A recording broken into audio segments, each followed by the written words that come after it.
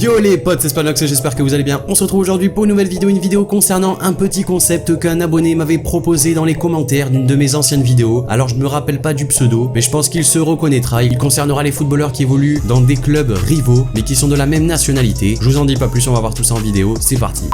Premièrement, on a Mandanda et Areola, le gardien de l'OM et du Paris Saint-Germain. On sait qu'il y a énormément de rivalité entre ces deux clubs et les deux ont été sélectionnés pour disputer la Coupe du Monde en Russie. Ces deux gardiens assez bons, l'un très expérimenté, l'autre très jeune. Je pense pas qu'il y ait une très grosse rivalité entre ces deux joueurs par rapport à la rivalité qu'il y a entre Marseille et Paris, mais je me devais de vous les présenter. Autre duo français, c'est Varane et Umtiti. Ils évoluent les deux dans des clubs rivaux puisque c'est le Barça et le Real Madrid. Alors j'ai essayé de pas prendre que des OM PSG ou des Barça Real. Vous allez voir dans la suite de la vidéo. Mais pour Varane Umtiti, je pense pas que ce soit la meilleure charnière centrale. Certes, individuellement, c'est probablement les meilleurs, mais ensemble, ils ne font pas une défense extrêmement solide. On verra pour la Coupe du Monde ce que ça donnera. On a ensuite leur mentor, puisque c'est Piqué et Ramos, également Barça Real. Les deux Espagnols qui, on peut se dire, ne peuvent pas vraiment se blairer, puisque c'est deux joueurs qui sont vraiment ancrés dans leur club, et du coup, la rivalité Barça Real se fait également ressentir dans leur entente. Un peu comme Varane et Umtiti, c'est deux joueurs qui individuellement sont très bons, mais regroupés ensemble sont pas forcément la meilleure charnière. On a ensuite les frères Hernandez, Théo et Lucas. L'un évolue à l'Atlético Madrid, l'autre au Real Madrid. Même si bon, pour Théo Hernandez c'est un peu plus compliqué, il a très peu de chances de jouer vu que devant lui il y a Marcelo. Mais en tout cas, les deux frères évoluent dans les deux clubs rivaux de Madrid, l'Atlético et le Real. Les deux sont français, même si bon, Théo Hernandez n'a jamais été sélectionné avec l'équipe A. Il verra à la télé son frère, pourquoi pas aller loin dans la compétition. On passe avec un duel italien, c'est Lazio Rome AS Rome, puisque Parolo et De Rossi sont également deux joueurs qui sont relativement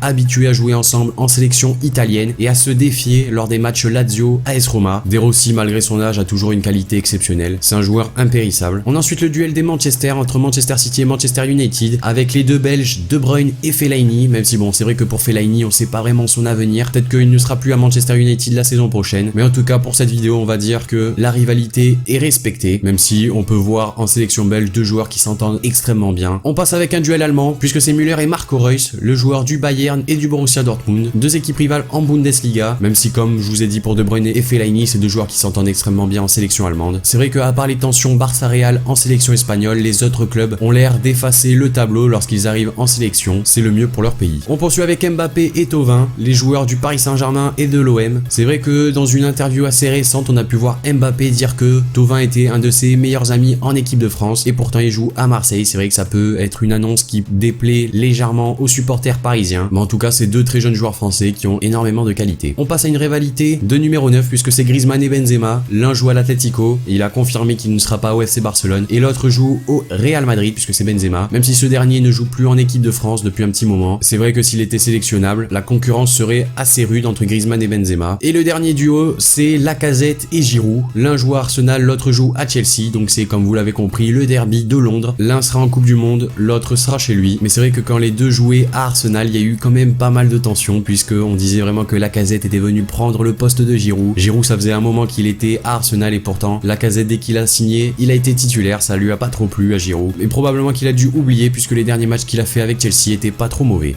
Donc voilà les amis, cette vidéo concernant les footballeurs qui évoluent dans des clubs rivaux mais qui ont la même nationalité est maintenant terminée. N'hésitez pas à me dire dans les commentaires ce que vous en avez pensé de ce petit concept là. Notez-moi également d'autres joueurs qui peuvent intégrer ce concept. Lâchez le like si la vidéo vous a plu. Abonnez-vous si c'est pas déjà fait. Et moi je vous dis à la prochaine pour une nouvelle vidéo. C'était Spanox. Allez, salut tout le monde. Nouveau ennemi, nouvelle ça. T'aimes pas la paix, c'est que t'as pas fait la cœur. L'oseille et la mif, éclaire mon âme. Je refais la peinture du frigo en bleu, jaune, vert. On veut notre coin en terre, on veut la planète Terre.